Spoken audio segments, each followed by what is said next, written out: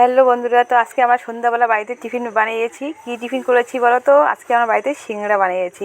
এই যে দেখো সিংড়া আমরা বানাচ্ছি। এখানে আজকে তোমার দাদাভাই বাড়িতে যাতে আছে, তো বলছি কি আজকে বাড়িতে আমরা টিফিন বানাই, তো সেই জন্য তোমার দাদাভাই আর আমি নেগে গেছি। তো আমি তো একা একা কোনোদিন সিংড়া বানাইনি, তো আজকে দেখো আমিও সিংড়া বানাচ্ছি। তোমার দাদাভাই কি বলছে আমাকে কীভাবে মানে মুড়াতে হবে সেইভাবে। তো আমি কোনোদিনও আগে মানে সিংড়া বানাইনি আর কি, মানে হেল্প করেছি তোমার দাদাভাইকে।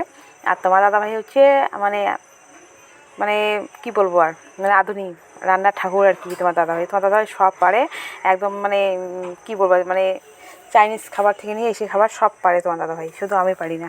তো দেখো আমিও একটু হেল্প করছি, তো কীভাবে পেঁচাবো বুঝতে পারছি না।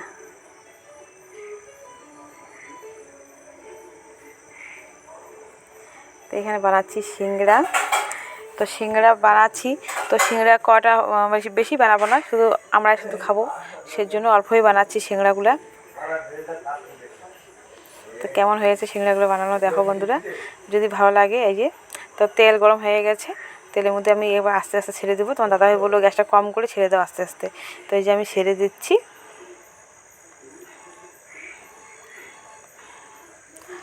সিংড়া নাকি মানে আঁচ যদি কম করে দাও তাহলে নাকি সিংড়াটা ফুলে যায়, সেজন্য কম আঁচ করে সিংড়াটা ভাজতে হবে হালকা হালকা করে, তারপরে একটু একটু করে গ্যাসটা বাড়াতে লাগবে। তো দেখো কেমন হয়েছে সিংড়াগুলো, এই দেখো কত সুন্দর একটা কালার চলে আসছে। আর বেশিক্ষণ নেই, আর একটু পরে হয়ে যাবে সিংড়াটা।